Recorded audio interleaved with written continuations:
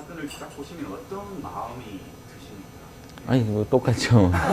똑같죠. 선생님. 예. 아무튼 그런 일이 일어나는 게 현실이니까.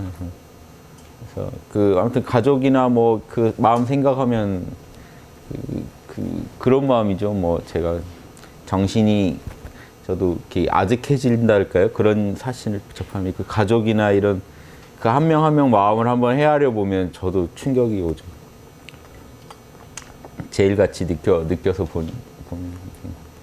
그러니까 제가 탐진치도 필요하다는 게 너무 감정이입도 못하니까 그냥 좀 내려놓고 이런 일이 진짜 어떤 세상에 없었으면 참 좋을 텐데 근데 이게 참 막기 힘든 일도 있잖아요. 진짜 우연같이 일어난 일에서 그래서 뭔가 이런 일로 또 또 여기 관련된 또 무슨 카르마가 있겠지 하고 저도 넘어가지 뭐 저도 별 수가 있어요. 안타깝죠. 너무 안타까우니까.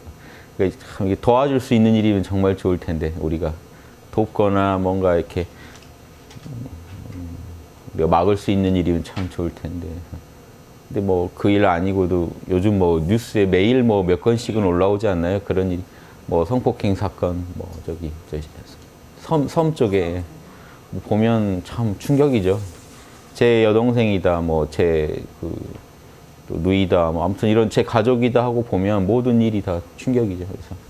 그래서 우리가 제가 보살도 얘기하지만 그래서 저는 이제 그것이 알고 싶다 이런 거 열심히 보거든요. 근데 사실 한편으로는 보기 싫어요. 그래서 또 그 감정을 느낀다는 게 되게 두렵기도 하는데 일어난 일이잖아요. 일어난 일은 제가 볼 때 또 보살도 입장에서는 이미 이왕이 있는 일이면 제가 감당할 수 있는 선이라면 무리해서 그럴 건 아니고 도대체 어떻게 일이 일어났고 뭔가 그런 일이 안 일어나게 막기 위해서라도 뭐가 도움이 필요한지 아니면 그 관련된 분들을 위해서라도 뭔가 우리가 그 상황을 느껴야 또 도와줄 수 있는 부분이 있으니까 그리고 실제로 인간의 에고는 또 이런 일도 저지른다는 걸 알아야 되니까 또 저는 이제 불어봅니다만은 볼 때마다 사실 충격이죠.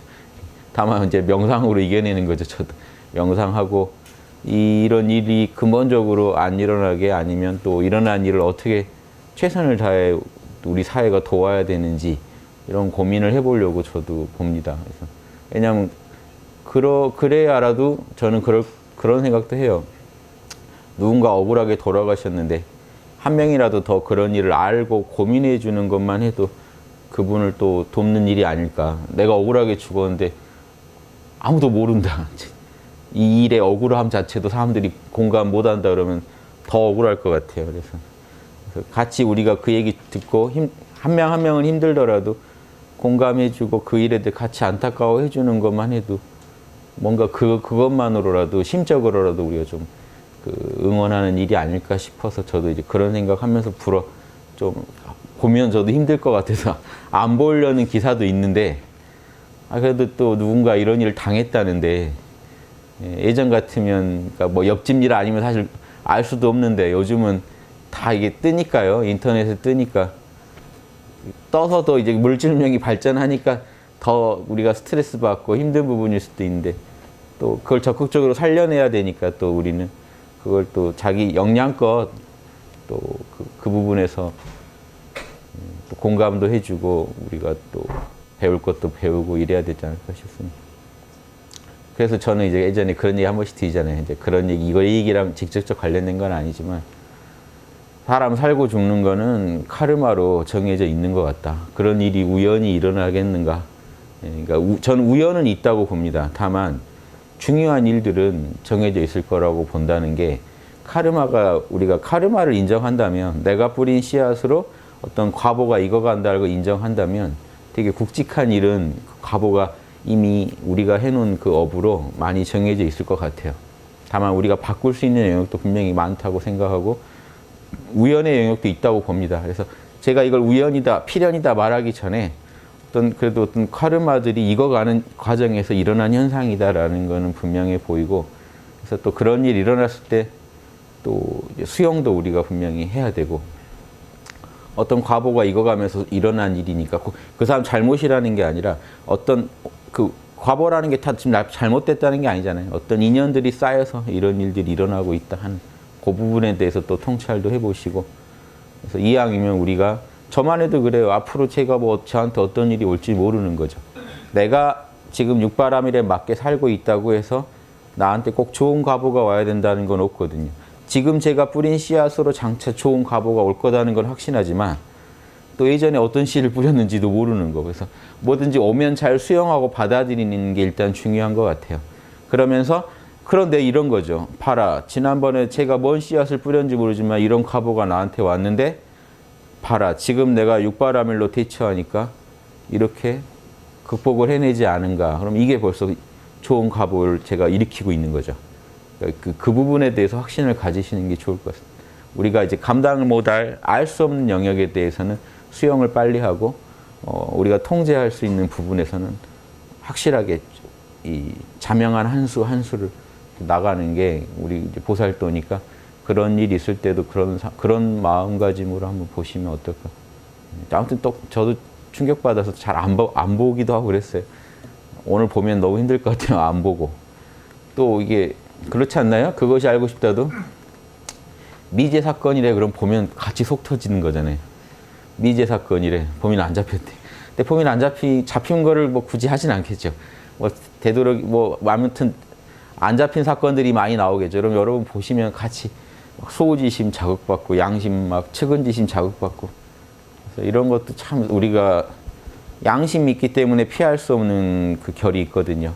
그것도 감내하는 게 우리 몫이니까 영양껏 잘 그런 상황에 자신의 마음이 반응하는 것도 잘 관찰해 보시면 인류의 또 답도 그 안에 있지 않을까. 그래서 우리가 그런 일을 또 겪고 우리 그런 겪는 과정에서 우리 양심의 소리를 듣는 게 저는 되게 중요하다고 보는 게요. 아무튼 그 양심의 소리를 따라서 우리가 사회 문화도 바꾸고 시스템도 바꾸지 않으면 우리가 막을 수 있는 일도 못 막지 않을까. 그래서 지금 일어난 안타까운 사연들도 못 막지 않을까 싶어서 제 양심상은 뭔가 알아야 되고 더 같이 공감해주고 안타까워해주고 뭐라도 더 좋은 아이디어를 그 사건에서 뽑아내는 게 제 몫이라고 생각해요. 왜냐하면 그게 그 사람을 위해서도 피해를 입으신 분을 위해서도 내가 피해 입었는데 사회는 여전히 그런 피해자가 계속 나오게 방치하고 있다. 이건 아닌 것 같아요. 그 사회 구성원의 양심이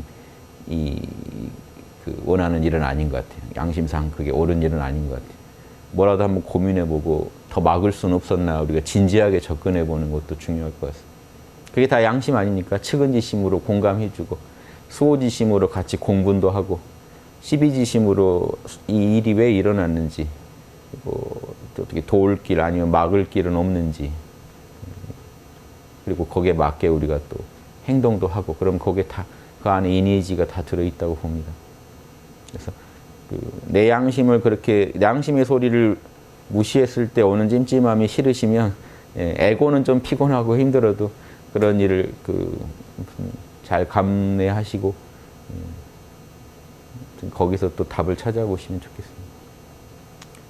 이번에 뭐 버스 사이에 끼어서 죽은 그 차 저도 매일 보고 있습니다. 아무튼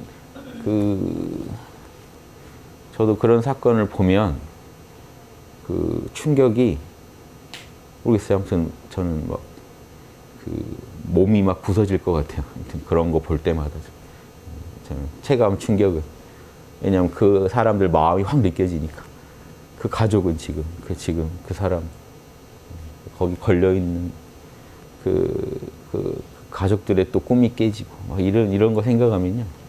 그래서 누군가는 근데 그 아픔으로 오늘 밤을 지새우고 계실 텐데 너무 무심한 것도 이거는 또 우리 양심이 아니지 않나. 그 정도. 다만 이제 또 여러분이 또 같이 잠 못 자고 꼭 그러실 거는 아닐 것 같고 여러분 역량껏 잘 소화하시는 게 이런 것도 공부인 것 같은데 그런 차원에서 물어봐 주신 것 같은데 저도 그냥 그 정도로 공부하고 있습니다. 특별한 수가 있으면 저도 좋겠습니다. 그래서 막을 수 있는 일은 어떻게든 좀 막아야 되지 않나 하는 생각이 많이 들어요. 그래서 그런 일을 못 막을 건 우리가 어쩔 수 없더라도 예. 그래서 그 제가 유튜브에 알리면서도 아무튼 이 사회 전체가 보살도를 지향하기를 기원하면서 계속 올립니다.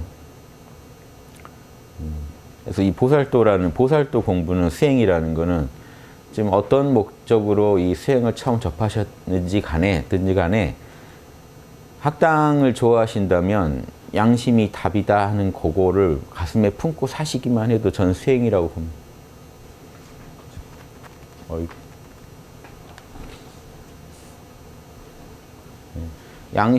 양심이 답이라는 걸 품고 사시면 공부입니다. 왜냐하면 실제로 공자님이 자기는 이리간지 난 하나만 팠다. 오로지 하나만 깨뚫었다 할 때 서 그랬죠. 그러면 서가 내가 당해서 싫은 거 남한테 안 하겠다는 건데 그게 양심이 답이라는 거 아닙니까? 양심이 진리다.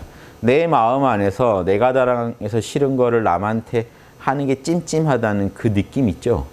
그 느낌을 연구하겠다는 거예요. 그 느낌을 평생 파보겠다.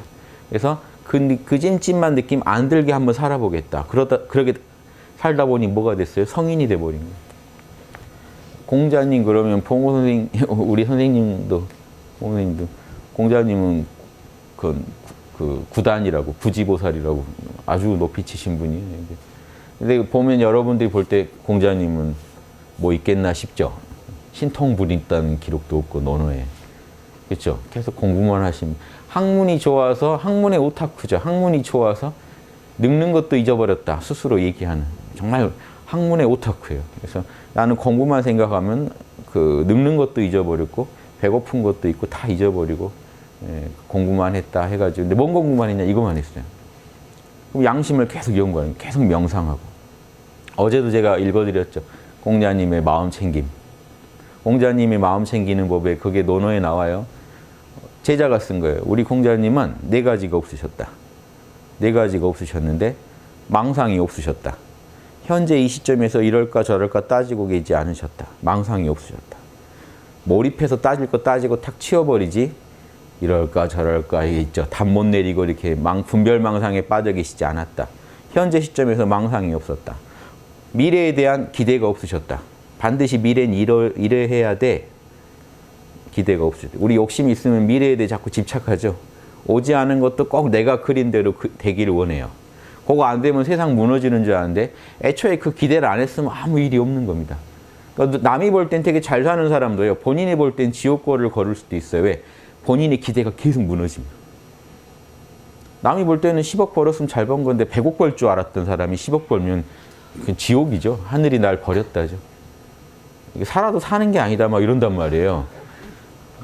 저 군대에 장교 갔는데 그때 장교도 타령하고 그러면 병들이 황당해요. 왜 타령을 하냐고. 본인 입장에는 진짜 지옥고니까 타령했을 텐데 이해되시죠? 상황이 다 다릅니다. 그러니까 이게 뭐 때문에 타령한 거야? 그러니까 내 입장에서 볼 때는 넌 살만한데 왜 그런 거야? 근데 다 달라요. 기대가 있으면 괴로워. 기대는 욕구인데 욕구 불만이 오면 다 지옥고죠. 누구나. 그래서 미래에 대한 기대가 없으셨다. 그럼 이 얘기는요.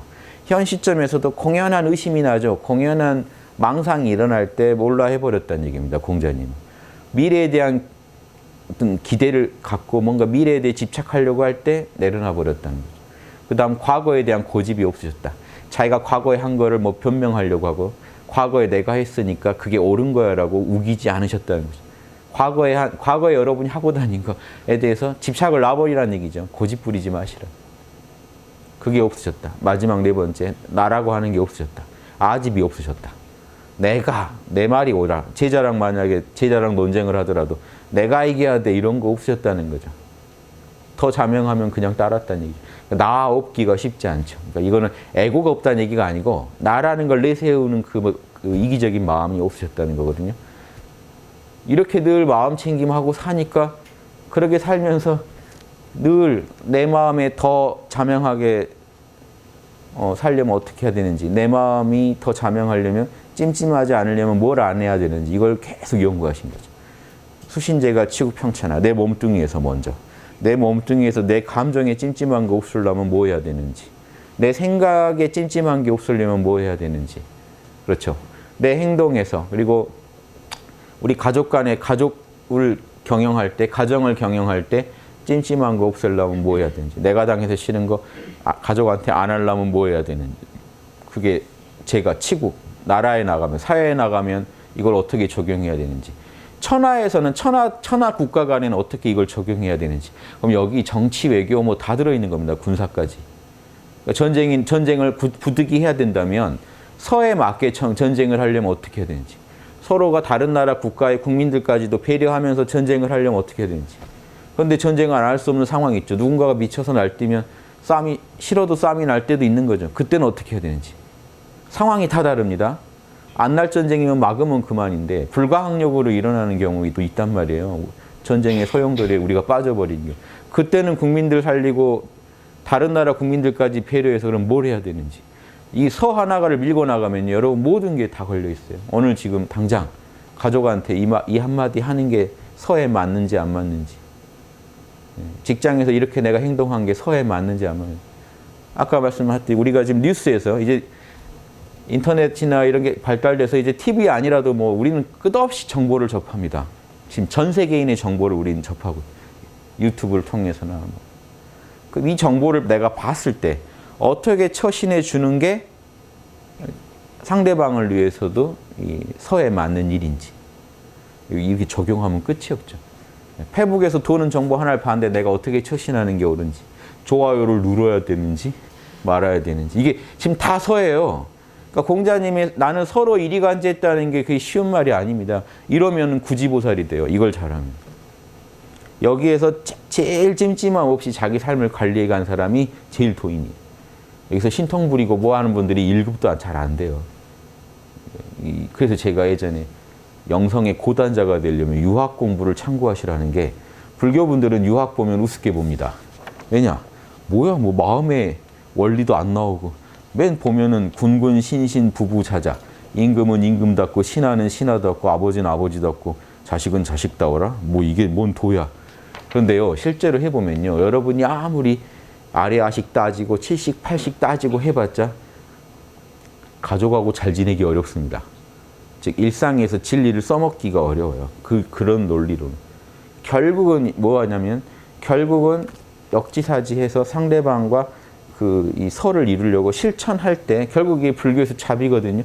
자비를 실천할 때 여러분 영성이 높아지는데, 그런 실천 법문들이 들어있는 게 유교 경전이에요. 그러니까 불교 얘기는 되게 형이상학적이고 고온해요. 듣고 있으면 지적 희열이 큽니다.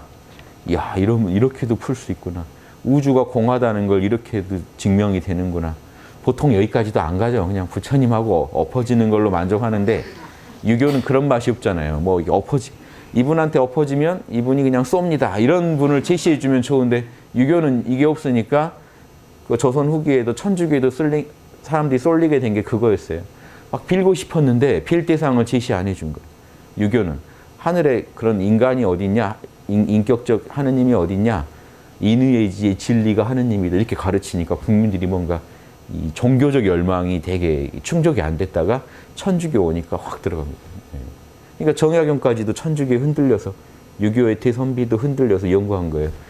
그리고 발견한 거예요. 유학의 이런 부분이 지금 부족해서 국민들이 이렇게 가는 거예요. 그래서 유교에도 원래 그런 거 있다는 걸 입증하는데 정약용은 생을 씁니다. 생을 거기에 투자해요. 그러니까 이게 되게 중요한 문제예요. 그런데 서 하나로 이리간지하는 그 아주 실전적인 얘기만 하고 있으면 사람들이 들으면 이게 되게 평범한 얘기 같이 들려요. 진짜 막 신비한 걸 얻어야 돈데 이거 봐가지고는 신비한 게 없다. 근데 사실 이게 기적인데, 우리 삶에서 실제 카르마를 경영해서 망할 가정을 이렇게 세우는 게 기적인데, 아래아식 따지고 7식 8식 따지고 있단 말이죠. 혼자 앉아서 견성만 하면 될 거다든가 막 선문답 날리고 있고. 이해되세요? 그래서 제가 고단자가 하시려면 결국은 육바람, 그러니까 불교에도 있어요. 불교는 육바람을 잘하는 게 고단자고요. 유교는 인의예지 잘하는 게 고단자예요. 불교는 자비를 실제로 구현해버리는 게 고단자고, 유교는 인을 구현해야 고단자예요. 기독교 같으면 사랑을 구현해야 고단자예요. 예수님 제일 닮으려면요, 끝내주게 역지사지 잘하는 그 황금률을 실천하는 도인이 나오면 됩니다. 그런 목자가 나오면요, 전 인류가 따를 거예요. 그 사람은 뭘 하겠어요? 자기가 아는 교리를 내세우겠습니까? 황금률을 해버리죠. 끝내주게. 국가 간에, 민족 간에, 개인 간에 모두 황금률대로 살자 하고 이거를 진짜로 그렇게 살면서 사람들을 지도해버리면요. 인류가 변해버림. 이게 이제 예수님이 해야 될 사업, 예수님이 했던 사업이고 예수님의 뜻을 따른 제자들이 해야 될 사업인데 여기엔 투자 안 해요. 예수님을 믿게만 만들면 일 끝날 것처럼 생각해요. 예수 믿게 만드는 것도 힘든데요. 예수님의 뜻 황금률 그러면 따르게 할 건 언제 할 건데요. 믿게 하는 것도 지금 사실은 불가능할 텐데 서양 기독교 줄고 있단 말이에요. 지금. 점점 힘들어지는 거 아닌가? 게임이? 그래가지고 이 땅 구원 되겠어요? 지금? 어떻게 하실래요? 그래서 성인들의 답은 항상 한결같았는데 이게 도예요. 그래서 저는 그래서 이걸 군자의 길, 보살도라고 하는 겁니다. 우리나라 말로는 선비의 길. 선비들 되세요. 선비들이. 선비들은 항상 깨어 있습니다. 정신을 수습하고 있어요. 육바라밀로 설명하면요. 육바라밀 잘하는 게 선비예요. 이니에지랑 조금 더 다르지 않습니다. 그러면 선비의 길은요. 항상 깨어 있어요. 지금 깨어 계셔야 돼요. 선비의 길을 따르시고 우주를 돕고 싶고 인류를 돕고 싶으시면 인류가 겪는 어떤 아픔이나 어떤 슬픔 속에서도 일단 정신을 수습하고 계셔요. 같이 그냥 말리기만 해서는 우리가 인류를 못 도와주니까 제대로 정신 차리고 계셔요. 정신 차리는 게 선입니다. 선을 하라, 이제 제가 하자고 하니까 사람들이 이제 힘들어해요. 나는 깊은 명상에 못 들어갑니다. 들어가도 오래 못 있습니다. 그런데 선이라는 거는 우리말로 이렇게 한번 기억하세요. 뭐 마음 챙김, 알아차림 이런 말 다 쓰지만 여러분이 쉽게 아실 말로는 정신 차림이에요. 정신 차림. 여러분 흔히 하지 않나요? 아들이 공부하라고 그랬더니 눈이 풀려 있으면 동태눈 돼가지고 있으면 뭐라 그래? 야 정신 차리고 공부해. 그래가지고 글자가 들어오냐? 여기에 진리가 다 있어요. 눈이 풀려 있으면 글자를 봐도 안 들어옵니다. 대학에 뭐라고 써 있냐면 밥을 먹어도 모른다고 돼 있어요. 뭘 봐도 몰라요. 마음이 없으면 뭔 짓을 해도 맛을 몰라요. 봐도 보는 걸 모르고 들어도 듣는지도 모릅니다. 이해되시죠? 정신 차리라는 얘기는 정신을 모아서 해야만 그걸 할 수 있다는 얘기입니다. 정확하게 깨어서. 일 처리를 할 수가 없어요. 그러니까 육바라밀이나 이니에지, 서, 황금률을 하겠다는데 정신 안 차리고는 절대 못합니다. 지금 정신 차리세요. 정신 차리세요. 몰라 한 번 더 해주세요. 몰라도 좋고요. 몰라. 과거, 현재, 미래 중에 지금 하고 과거를 잊어버리고 미래도 모르겠다고 현재에 대해서도 집착하지 않으시면 오직 지금 하는 마음으로 딱 정신을 지금 모으시면 그게 참나 상태예요. 지금. 그러니까 옛날 선사들이 이런 거 치기도 하고 하는 겁니다. 뭐 칠 게 없네요. 소리가 이런 거 치죠. 이 소리만 들으시면 지금에 있죠, 정신이. 그럼 이게 선이에요. 딴 생각하지 말고 소리만 들으세요.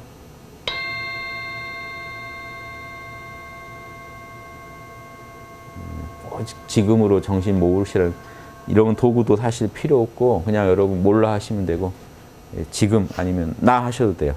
나와 남을 가르는 게 아니라 그냥 나 존재하는 거나 느껴보자는 거예요. 나의 존재만. 다른 거 신경 쓰지 말고 나의 존재만 느껴보자. 나. 과거 미래 모르겠고 지금. 아니면 통으로 다 몰라. 몰라 하고 딱 존재만 해보세요. 정신 생각, 감정, 오감으로 들끓다가 마음이 잠깐 정신이 모아져 있으면 그게 마음 챙김이죠. 정신 잠깐 차리면 그때예요. 그게 여러분 참납니다. 이게 선이에요. 늘 이 상태에서 뭘 하셔야 돼요. 뭔 일을 하려면. 그러니까 지금 우리 조선시대는요. 어떻게 가르쳤냐면요. 청소할 때부터 도를 가르쳐요. 어린아이들 청소 배우고 할 때부터. 야 청소할 때 정신 모아서 해. 정신 모아서 대답해. 건성으로 대답하지 말고 부모님이 부르면 정신 모아서 대답해. 내가 뭐 하는 줄을 알고 대답해. 그게 어린아이들 가르치는 소학의 구용구사라는 게 다 이겁니다. 손은 지금 어디 있는지, 손은 공손히 가죠. 안색은 좋게 해. 숨소리 거칠지 않게 해. 서 있을 때 좀 제대로 서 있어. 발은 무겁게 걸어 다녀. 함부로 가볍게 뛰어다니지 마. 이런 이 가르침 안에 이대로 따르면 여러분 깨어나 버려요. 윗바사나가 필요 없습니다. 저기 사티수련이요. 옛날 조선시대는 소학에서 가르쳐요. 구용구사의 단. 구사는 지혜개발이고 구용은 마음챙김이에요. 9가지 용모라는 거는 팔다리에 몰입을 시켜서 팔다리의 마음을 챙기지 않으면 그 팔다리가 마음대로 놀죠. 팔다리 숨소리까지 딱 안색까지 정돈하면서 정신 모아요. 구사는 이제 9가지 생각이에요. 생각을 어떤 방식으로 해야 자명한 생각이 일어나는지. 그러니까 견득사의 대표적인 게 뭔가 이득을 얻었을 때는 그게 정의로운지 생각하라. 이런 식으로. 편안할 때는 위태로울 때를 생각하라. 생각을 자명하게 해가는 9가지 지침하고 용모단정할 때 9가지 지침인데 그대로 하면 깨어나게 돼 있어요. 원래 이렇게 가르쳤어요. 그래서 소학에서 그걸 가르쳐야 대학에 갔을 때 경물치지를 할 수가 있습니다. 정신을 하나로 모아야 대학 첫 장에 이게 나오죠. 제일 첫 번째. 정신을 하나로 그쳐라. 지지우유정. 그친 다음에는 안정이 올 것이다. 안정이 올 때는 온 다음에는 정이우 능정. 정이우 능안. 먼저 정신을 하나로 모으고 안정이 되면 이게 몰입 4단계입니다. 고요함이 오다가 안락해질 때 이때 연구를 하면 사려 할 여자 답을 얻을 득자 답을 얻게 된다. 사마타와 이빠사나를 대학에 가면 가르칩니다. 불교에서. 이거 선비랑 보살이 다르겠어요? 그러니까 소학 어렸을 때 초, 중, 고를 예전에는 이제 소학 아니면 이제 대학이니까 초등, 중등 과정은 소학이고 고등 과정 이상은 대학에 가깝죠. 요즘식으로 말하면. 그러니까 초중등학교 다닐 때 뭔 일을 할 때 정신 모아서 하고 생각할 때 지혜롭게 하는 연습. 그 다음에 지덕체 전반을 배우니까 체육도 다 배웁니다. 뭐 활쏘기도 배우고 이제 기본적이고 노래 같은 거 배워서 감정 순화시키는 법 같은 걸 다 배워요.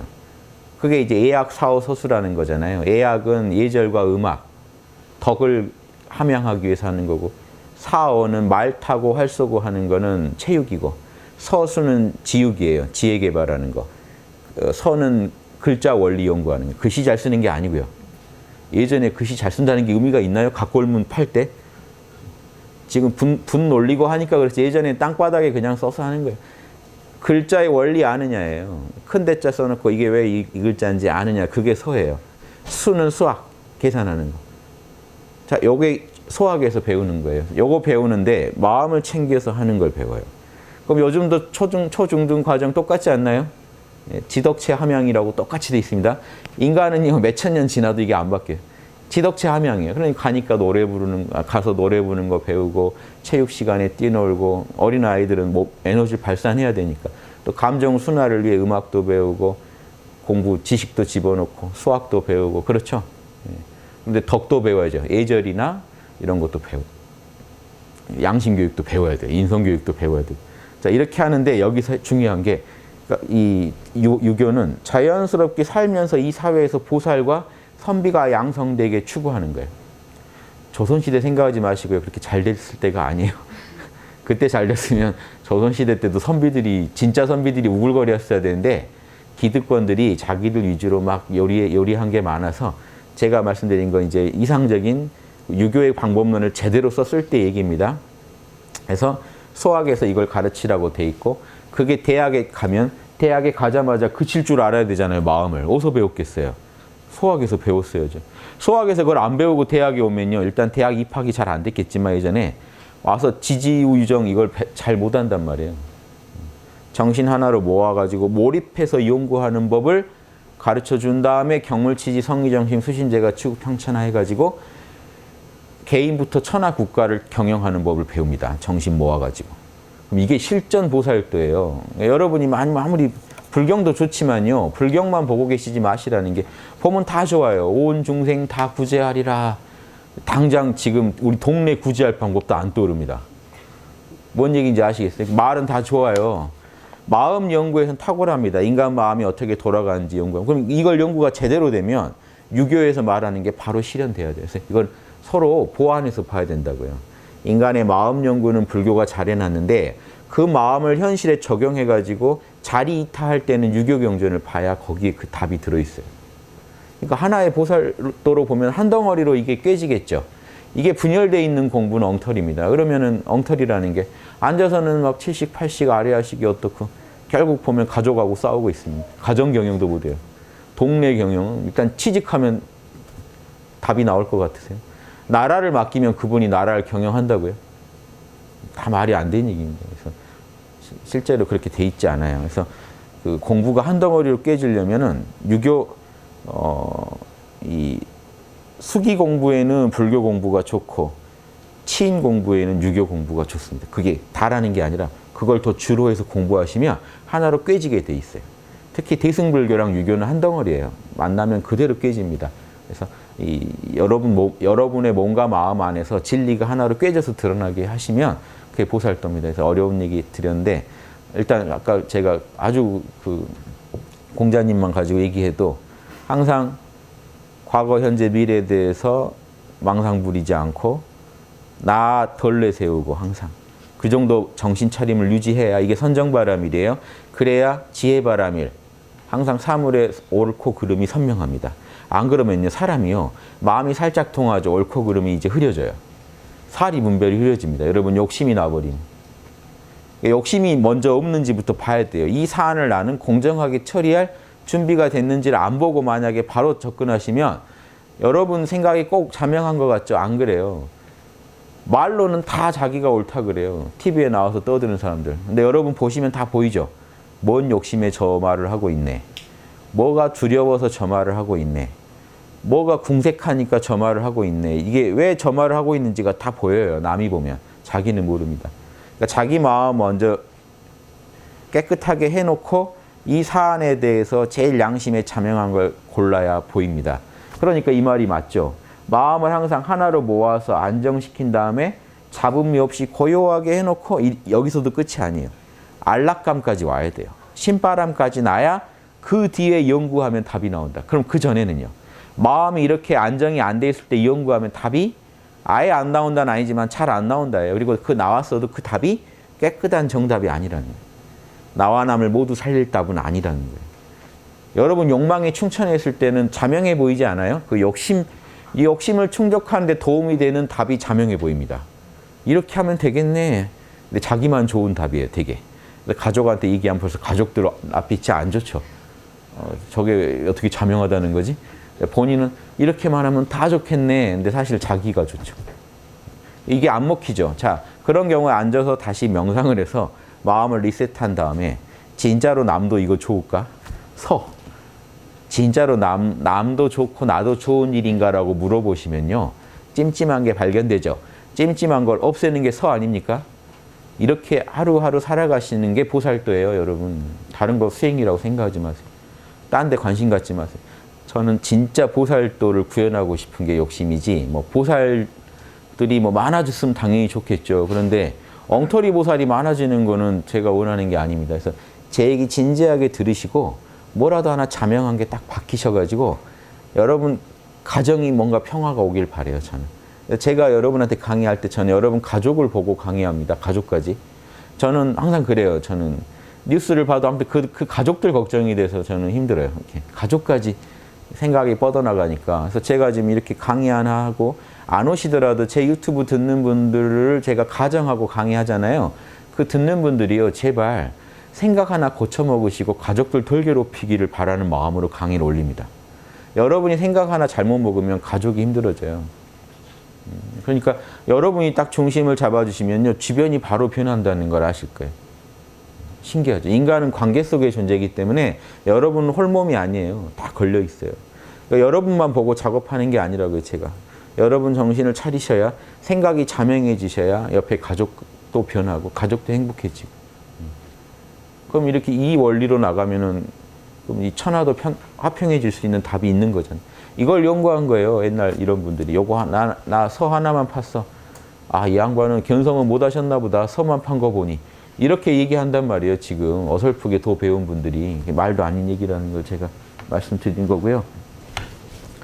요거 하나 읽어드릴게요. 오늘 아까 제가 나오기 전에 올린 글인데 맹자를 제가 제 식으로 맹자에 대해서 풀이글을 하나 쓰고 싶어서 썼다가 맹자 책에 넣을 요량으로 풀이글을 하나 썼다가 그냥 제가 그 학당 카페에 올렸는데요.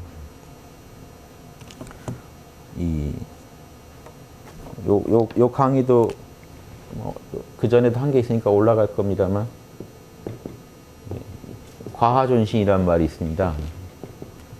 예전에 우리 임진왜란 때 관우 장군이 와가지고 우리나라 도와줬다고 막 하면서 관우사당이 지어지고 그 이런 신령한 행적들을 적어 어떤 신들의 신령한 행적을 적어서 낸 과하존신 이런 책도 있어요. 그런데 거기에 이게 맹자에 나온 말입니다. 과하존신.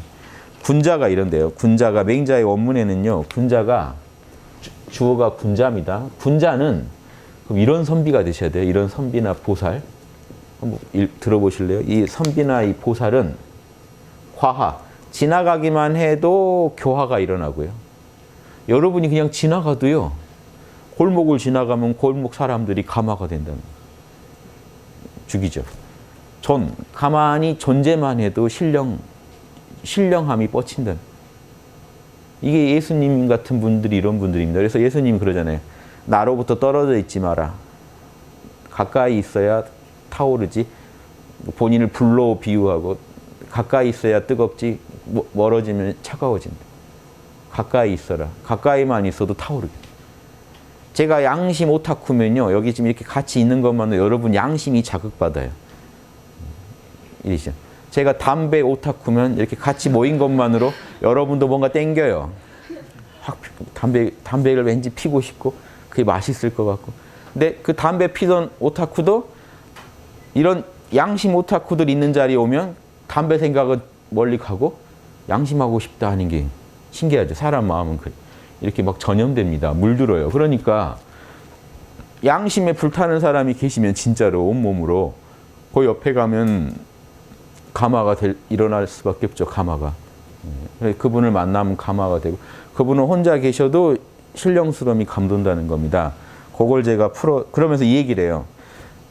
이렇게 살아가시는 이 군자는 위로 하늘하고 아래로 땅하고 함께 흐른다 그래요. 천지와 함께 흐르니 어찌 천지를 조금만 돕는 거겠는가. 엄청 우주를 돕는 존재다. 우주적인 존재라는 얘기를 합니다. 제가 어제 화엄경에서 보살 얘기할 때 이 표현을 썼어요. 우주인이 되시라고. 일지보살부터는 우주인입니다. 그러니까 제대로 된 보살이 되시면 여러분은 우주인이에요. 왜냐? 여러분이요. 홍자님처럼요. 내가 당해서 싫은 거 남한테 안 하겠다 하는 마음으로 사시는 분은요. 지구법을 따르는 분이 아니에요. 단순한. 우주법을 따르는 분이에요. 우주법 따르는 사람이 우주인입니다. 대한민국 법만 따르면 대한민국 사람이죠. 우주 보편적인 법을 따르는 분은 우주인이에요. 마인드가 우주적이잖아요. 이런 건 어디 안드로메다에서도 상상할 수 없는 일이야. 우주 표준이야. 이렇게 살아야 돼. 이런 마인드로 지금 사십니까? 아니면 지금 있는 법도 어떻게 구멍을 잘 찾아서 법만 지키되 도덕은 어떻게든 버려버리려고 하십니까? 완전히 차원이 다르죠. 그래서 자기 한 몸 챙기는 사람은 있는 법도 악용하고요. 우주를 생각하는 사람은요. 법에 있건 없건 우주법을 지킵니다. 양심법 지키는 게 본 임무니까. 근데 이 공부가 익어가다 보면요. 일지보살을 기준으로 일단이 왜 중요하냐면 일단 전에는요. 우주법 좋은지는 알아도 욕심이 더 승합니다. 내 욕심 충족이 되는 게 더 급해요. 우주법 지키는 데서 오는 만족은 더 떨어져요. 근데 1단 이상이 되면요. 그때부터 1단이라고 합니다. 우주법 지키는 데서 오는 만족이 커요. 그래서 아무리 내 욕심이 충족돼도 우주법 어겨서 그걸 하면요. 찜찜해서 못 견뎌요. 왜냐? 우주법을 더 깊이 이해했다는 얘기죠. 우주법에 대한 이해가 깊어졌을 때 여러분이 진정한 1단, 2단이 중요한 게 아니라 진정한 보살과 선비가 됐다는 거죠. 1단이라는 건 이제 진짜 보살 됐네 이거거든요. 아주 뭐 훌륭한 보살은 아니어도 진짜 이 사람은 보살이라고 해도 되겠네 하는 정도 되는 분들이 이런 맛이 난다는 거예요. 그래서 뛰어날수록 이 맛이 더 커지겠죠. 역량에 따라서. 근데 이 맛이 나야 보살이고 군자고 선비입니다. 그래서 천지에 영향을 줄 수 있어야 돼요. 이런 존재는 우주적인 존재예요. 그래서 제가 이걸 한번 풀어봤어요. 군자는 고요히 머물더라도 어떻게 있어요? 고요히 머물더라도 중용에 뭐라고 돼 있어요? 희노애락이 발동하지 않았더라도 어쩌라고 돼 있죠? 양심을 각성하고 있어야죠. 양심에 몰입하고 계셔야죠. 희노애락이 없을 때 아무 일이 없을 때 그냥 조용히 가만히 계시더라도 자기 참나에 몰입하고 계셔야죠. 양심에 몰입하고 계시면요. 신성과 하나 되어 계신데 어떻게 신령하지 않을 수가 있어요. 가만히 있더라도 양심의 본체에 몰입해서 양심의 본체에 몰입해가지고 중용에서 말하면 천하의 중심자리에 거하니 어찌 신령하지 않을 수 있으며 신령하죠. 지나간다는 걸 움직인다는 겁니다. 행보를 하면 희노애락을 써서 마음을 써서 이제 움직임을 가지면 어떻게 했어요? 천하의 중심에 거하고 또 예. 그래서 천하의 큰 뿌리라고 그랬죠. 천하의 큰 뿌리의 중형에 이렇게 돼 있죠. 거하고 움직이면 천하 어디 가서도 통할 수 있는 그런 길만 걷는다. 군자는 대로행이라고 움직이면 항상 대로로만 다닌다. 소로는 자기만 좋은 길이에요. 대로는 모두에게 좋은 길로만 걸어 다닌다. 즉 그러니까 지나다닐 때는 마음을 쓸 때는 항상 모두에게 이로운 것, 서에 맞는 것만 실천하는 거예요. 양심에 맞는 것만 실천하는 거예요. 그래서 움직이면서 실천할 때는 항상 욕심을 절제해서 천하 어디에나 통하는 그런 보편적인 길만 걷기에 주의에서 절로 감화가 된다. 교화가 돼버린다. 자, 그러니까요. 그런데 양심의 각성은 하늘하고 통하고, 그렇죠? 양심의 본체랑 하나가 되는 건 하늘이랑 통하고, 양심을 구체적으로 펼치는 거는 땅이랑 유형의 땅이랑 통하니 땅을 돕고 하늘을 돕고 땅을 도우니 천지의 사업이 뭡니까? 천지가 하늘과 땅이 하는 일이 우주 만물을 본성시키는 겁니다. 그러니까 천지를 도와서 홍익 인간하고 홍익 중생하는 사업을 해버리니까 우주적인 존재죠. 그러니 그런 우주를 돕는 존재가 군자이기 때문에 군자는 천지를 돕고 천지와 함께 대도를 같이 걷는, 하늘도 걷고 있는 그 길, 하늘도 걷고 있는 그 추나추동의 길, 오행의 길, 땅도 걷고 있는 금목수와 도행의 길을 인간이 인의의지로 같이 인간이 지켜야 할 오행을 지키면서 같이 가버리면 불교에서 육바람이죠. 육바람을 하면서 걸어가면 그분은 우주적인 존재입니다. 그래서 이게 우주인. 제가 볼 때는 지금 지구에서 취지가 안 돼서 힘드시죠? 그냥 우주인이 되시는 게 어떤가. 지구에서 힘들어하지 마시고 우주인으로 살아가세요. 지금부터. 이게 지구인들은 이렇게 사는구나 하는 마음으로. 근데 우주적 입장에서는 지구에서 옳다고 하는 게 우주에서 꼭 옳은 건 아니다 하면서 멀리 보고 한번 보시면 오히려 지구의 문제도 풀 수 있는 창의성이나 안목이 나오지 않을까. 저는 그런 생각입니다. 어차피 다른 답 없으시면 사실 난 지금 이 실업 상태에서 벗어날 길이 없다 그러면 차라리 이렇게 우주인의 길을 걸으시면서 지구인들한테 한번 영감을 주는 삶을 한번 살아보시는 게 어떤가. 안목을 크게 하시면요. 작은 문제가 견딜만해집니다. 마음이 이만해지면 좀 견딜만해져요. 저도 예전에 백수일 때도 이랬어요. 오늘 하루 밥값을 해야 되는데 온 우주에다가 그러면 맹자 한 구절이라도 푸는 거예요. 오늘 이렇게 푼 것처럼. 풀고 나면 뿌듯해요. 밥값을 한 것 같아요. 전 인류가 궁금해하는 걸 내가 푸른 것 같다. 그래서 좀 더 걸어요. 지난 2500년간 밝혀지지 않은 진실을 내가 밝힌 것 같다. 뭔가 이렇게 자꾸 걸면 내가 한 행위의 의미로 뿌듯해져요. 밥값 한 것 같고 괜히 길을 걸어가도 당당합니다. 목에 딱 힘이 들어가요. 나도 밥값 했대. 당신들은 밥값하고 월급 받았지만 나는 월급도 안 받았다. 그럼 내가 더 큰일 한 거 아닙니까? 공덕이 더 몇 배 아니에요? 그래서 왜냐 솔직히 그런 생각도 했어요. 저 백수 때. 솔직히 지금 직장인들 뭐 하고 있을까요? 인터넷 서핑하고 있고 뭐 상사 눈 피해서 채팅하고 있고 그렇죠? 이렇게도 시간 많이 보내지 않나요? 난 오히려 월급도 안 받고 집에서 인류를 위해 큰일을 했다. 이런 생각도 해봤다고요, 제가. 그러면 뭐 이제 그러면서도 뭐 돈 월급 많은데 취직시켜 주겠다면 바로 흔들렸겠지만 제 처지에서 할 수 있는 거 하면서 나도 이 우주를 돕고 있다라는 이런 생각을 했을 때 오는 그 뿌듯함이 없었다면요, 제가 못 버텼을 거예요. 제가 이렇게 일이 안 풀리고 아주 백수도 아니에요. 출판사를 열어놨는데 들어가는 돈이 더 많고 뭔가 이게 책을 팔아서 얻는 수익보다 뭔가 이 출판사 유지도 되게 힘들었거든요. 그러니까 이게 뭐 백수나 진배 없는 상황이었죠. 그래서 그런 상황에서 제가 뭔가 이 보살도를 통해서 산다는 게 뭔지 제가 느낀 바가 있어서 말씀드리는 거예요. 힘드시더라도. 그리고 또 이런 거예요. 지금은요, 이제 고령화 사회고 나이 드셨을 때 지금 막 60살에 은퇴를 하셔도 그렇죠. 그 이후 세월이 또 3, 40년이 기다리고 있는 경우가 많아요. 그러니까 또 취업 준비를 또 하셔야 되고 또 끝없는 실업의 문제.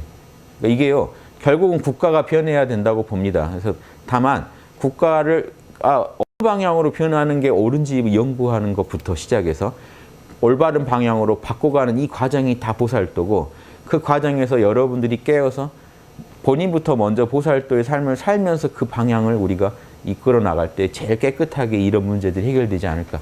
저는 선진국 부럽지만 저는 더 엄청난 나라를 우리나라가 보여줄 거라는 기대를 가지고 삽니다. 즉 선진국들도 보살도에 가까우니까 제가 부러워요. 선진국들이. 우리보다는 보살도에 가까우니까. 하지만 선진국들도 보살도를 제대로 알고 하는 건 아니거든요. 진짜 보살도가 뭔지 한번 보여주는 나라가 지상에 서면 얼마나 좋겠는가. 지구의 등대 같은 나라가 되겠죠. 그런 나라 만들어 볼 기회는 아직 있다. 아직 우린 망하지 않았고 저력이 있는 나라니까 지금 뭔가 가는 과정에서 올바르지 않는 판단을 많이 한 덕에 그 과보로 지금 힘들고 있습니다. 능력에 비해 너무 힘들게 살고 있어요. 근데 지금부터 올바른 선택을 해가면 문제 풀릴 수 있겠죠. 마찬가지로 여러분 한 분 한 분도 지금 너무 고생하고 계시는데 과연 육바라밀에 맞는 선택을 그동안 해오셨는지 한번 돌아보고 과거는 괜찮아요. 이왕 그렇게 된 거니까 통 크게 수용하고요. 제 강의 들은 지금부터는 육바라밀에 맞게 살아갑시다 이겁니다. 여러분 욕심 충족 당연히 중요한데 인간이니까 양심에 어긋나긴 하지 맙시다 이거죠. 양심 충족도 고려해 가면서 삽시다.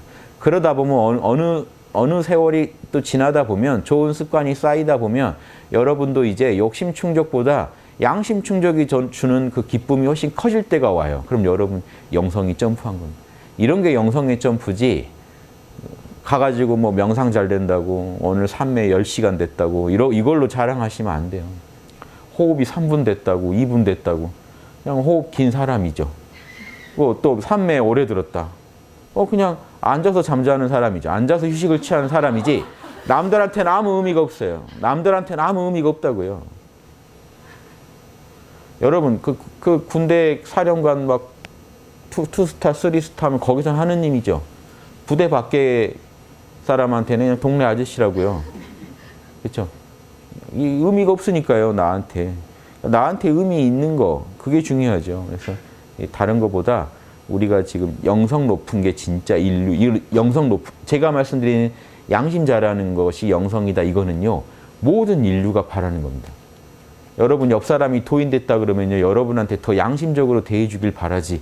도인됐다는 사람이 자기 견성했다는 자랑 계속 늘어놓는 거 듣고 싶으세요? 너도 좀 깨어나라 이런 지적받고 싶으세요? 그 사람한테? 뭐라고 하고 싶으세요? 야 나도 너한테 지적 안 하는데 왜 나한테 넌 지적질이야? 요 얘기하고 싶죠. 그거 잘하는 사람이 영성 높은 사람. 지금 완전히 잘못돼 있어요. 전 세계가. 예, 마치겠습니다.